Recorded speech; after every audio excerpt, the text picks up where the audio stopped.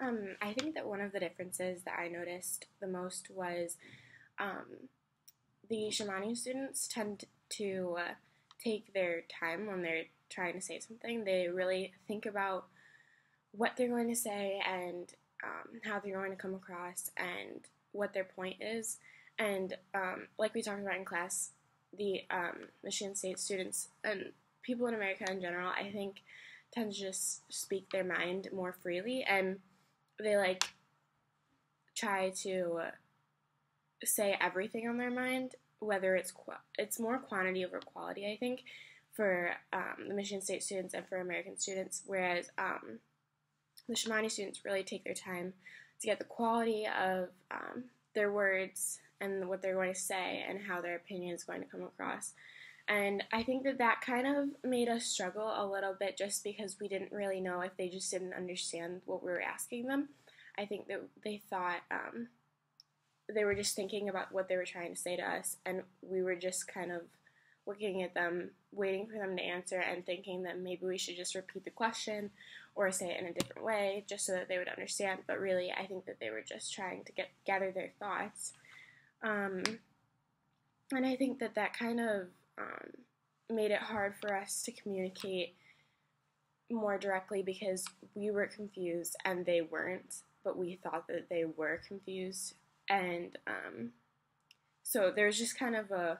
weird disconnect there, but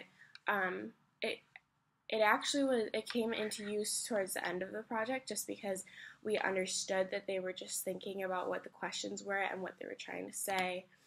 and we kind of got used to it in a sense, but they never really realized that we had trouble figuring out why they were taking so long and so we just kind of, I don't know if that makes sense, but they never thought that we were confused by them taking time to answer questions and stuff like that. So I guess this was never an issue for them, more just for the Michigan State students, Mary, Lexi, and I. So we just kind of went along with it and tried to help support them in any way that we could until we figured out that they were just trying to really take their time to analyze the question and talk with each other to think oh, how do we feel about this, and then finally respond to us, which in turn made their response more thought out, more cohesive, and then it really helped us because then we had a really great answer from the Shamani students, and we were able to input it into our project and how we thought about the difference between the Japanese culture and the American culture. And so overall it was a pretty